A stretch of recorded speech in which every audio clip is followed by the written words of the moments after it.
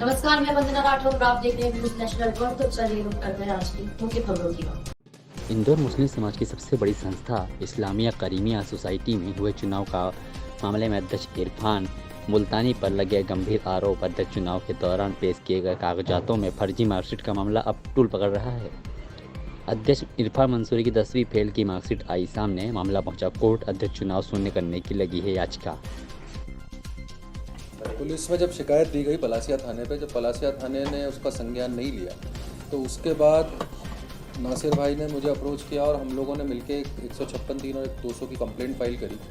उस 156(3) में हमने कोर्ट से ये मांग करी थी कि इसमें घपला, धोखाधड़ी, फर्जी दस्तावेज पेश होकर और इस तरीके से, क्योंकि जो सोसाइटी के रूल हैं उस रूल के हिसाब से ग्रेजुएट होना ज़रूरी है और किसी भी अध्यक्ष के चुनाव के लिए ग्रेजुएट होना ज़रूरी है। पर जो मार्कशीट्स पेश की गई और जो माध्यमिक शिक्षा मंडल का रिकॉर्ड था उस हिसाब से ये फेल थे।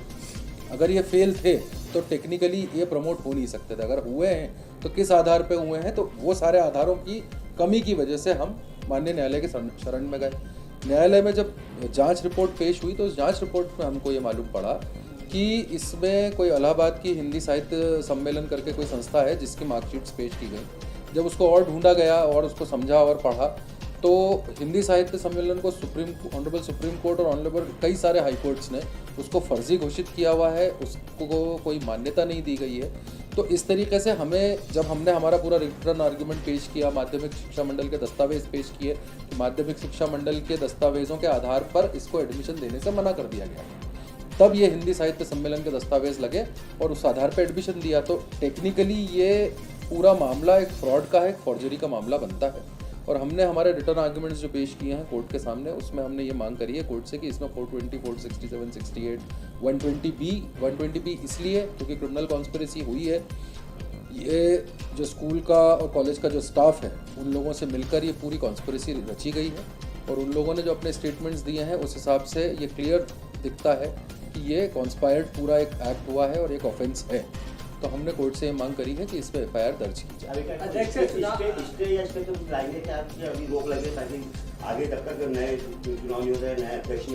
देखिए, चुनाव शून्य घोषित होने के लिए हमने कुछ पिटिशंस लगाई हुई हैं, कुछ रिट अपील्स पेंडिंग है हमारी ऑनरेबल कोर्ट में ऑलरेडी।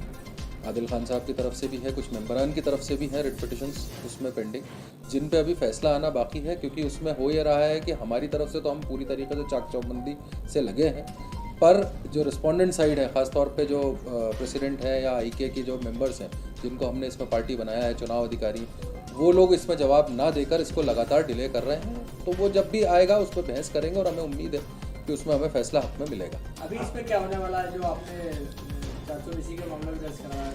आगामी दिनांक पर इसमें आदेश होगा, कोर्ट आदेश करेगी 156(3) पे। अगर 156(3) पे आदेश होता है तो पुलिस को सीधा डायरेक्शन ये दिया जाता है कि आप 24 घंटे के अंदर FIR अपनी दर्ज करें।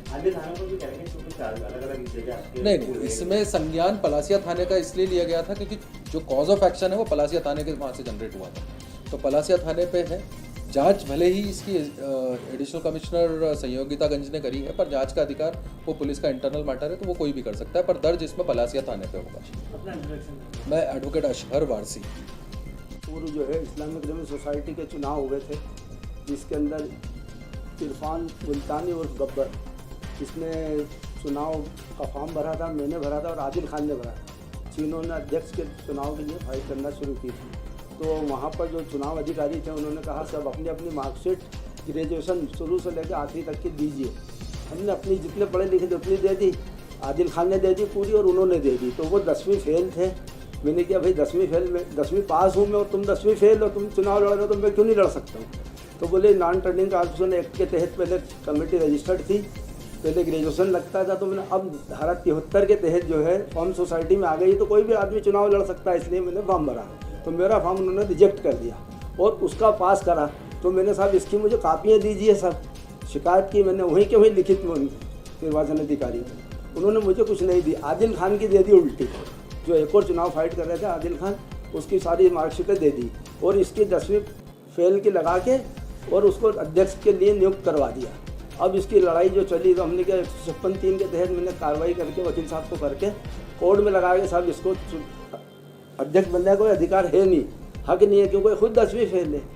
तो उन्होंने मार्कशीट और तमाम दस्तावेज प्रस्तुत करे, लेकिन उसके अंदर वो सब चीज़ें नहीं करी जो उनके अंदर होना चाहिए असल।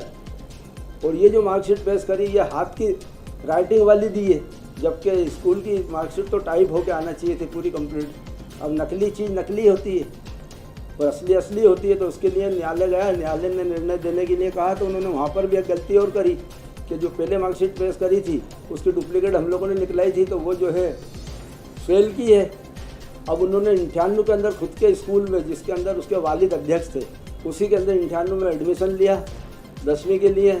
अब उसके बाद उसी में 11वीं कर ली, उसी में 12वीं करी, उसी में कॉलेज तक पढ़ लिए, क्योंकि वो फर्जी तरीके से अपने काम को करते रहे। और वहाँ जो कर्मचारी हैं, करामत हुसैन, राठौर, प्रिंसिपल वगैरह जितने भी लोग थे, वो उन्हें सहयोग करते रहे। क्यों कि उसके वालिद अध्यक्ष और उसके बड़े बाप भी अध्यक्ष थे, तो पीढ़ी दर पीढ़ी उनकी अध्यक्षता जो है 25-26 सालों से चली आ रही है। और सभी स्कूलों पे एक छत्र राज है। इस्लाम करीमा गर्ल्स कॉलेज पे भी, इस्लाम करीमा स्कूल छावनी हाट मैदान में, आज़ाद नगर में, पलासिया पे और खजराने में जो वर्तमान में स्कूल है उसके ऊपर भी उन्होंने अभी कई CBSE पैटर्न के इसके उसके कई स्कूल शुरू करे, लेकिन मान्यताएँ कई चीज़ों की नहीं है। यदि कमेटी बननी होती है तो अगला आपका स्टेप क्या होगा कि वर्तमान में भी अध्यक्ष हुई है? नहीं, कमेटी तो हर हाल में न्यायालय निर्णय देगा ना। मैंने वकील करके, अब इसीलिए तो मैं वकील साहब को करके कोर्ट गए हूँ कि उसको मुकदमा कायम होना चाहिए और उसकी सज़ा मिलनी चाहिए। उसके बाद उन्होंने एक गलती और ये करी कि इलाहाबाद की कोई मार्कशीट पेश कर दी जिसका कोई मान्यता ही नहीं है। उसके बाद भी वो अपनी हाके जा रहे हैं और कुछ शहर के मोतबर लोग जो हैं, नेता किस्म के, जिनका संरक्षण प्राप्त है इनको, वो लोगों के सहयोग से ये बिल्कुल पीछे हटने का कोई काम ही नहीं कर रहे हैं, आगे बढ़ते ही चले जा रहे हैं। अब इनको जो है किसी भी हालत में या तो सज़ा होना चाहिए या जेल जाना चाहिए इनको। अगर फंडिंग की बात करें तो वहाँ पर लेखा जोखा किस प्रकार से रहता है, कौन इसको देखता है, क्या इसमें किस प्रकार कोई वहाँ पर त्रुटि या धांधली हुई? कम से कम 3-3.5 करोड़ रुपए साल की इनकम है। और खर्च के नाम पे तो जो है बहुत कम पैसों वाले टीचर रख रखे हैं उन्होंने, और कई पैटर्न शुरू कर रखे हैं उन्होंने इनकम के लिए, लेकिन खर्च इतना नहीं है और इनकम है अधिक। उसी की ये लड़ाई जो है लड़ी जा रही है, जिससे वो हटना नहीं चाहते। अब जब से ये नई सोसाइटी में गब्बर बैठा है, तो ये वो गब्बर के ताप से सब लोग घबराते हैं ना, जैसे ये भी सब गरीबों को परेशान कर रहा है। जिन गरीबों की फ़ीस माफ़ थी उनकी फ़ीस माफ़ नहीं कर रहे हैं, उन्हें जलील कर रहे हैं। जामा मस्जिद छावनी के अंदर भेजते हैं कि आधी फ़ीस मस्जिद वाले भरेंगे, आधी आई के माफ़ करेगा, जबकि इन्होंने अंडरटेकिंग दिया कोर्ट को और कलेक्टर को कि हम है ना आधी फीस में बच्चों को पढ़ाते हैं और गरीबों की सेवा करते हैं, मदद करते हैं। मदद नाम की कोई चीज़ नहीं करते हैं, सिवा परेशान करना। अब इसके अंदर निर्वाचन अधिकारी तो खुरासान पठान साहब थे, कमाल भाई लाल भाई थे, शर्मा जी थे और बहुत सारे लोग थे। तो अब इनके उससे लोग जो है थोड़ा सा प्रभावित होते हैं, डरते हैं लोग सवाल पूछने में। अब ये इनको तो कुछ हक ही नहीं है, मगर फिर भी खुद तो पढ़े लिखे ही नहीं है। और जो इन्हें आज भी चला रिया है, एक सा समाज का चला रिया है। ये फर्जी मार्कशीट वाला मामला जो है, आपने उसमें पुलिस ने भी कंप्लेंट की थी इसमें? हाँ, पलासिया थाने में कंप्लेंट की, उसने काफ़ी मदद करी, पुलिस ने जितनी भी पूछताछ करना थी करी मेरे से। उसके बाद फिर उन्होंने ये नहीं करा मुकदमा, तो फिर मैं न्यायालय गया और अजहर वारसी साहब को वकील करके मैं अपना केस लड़ रही हूँ। आपका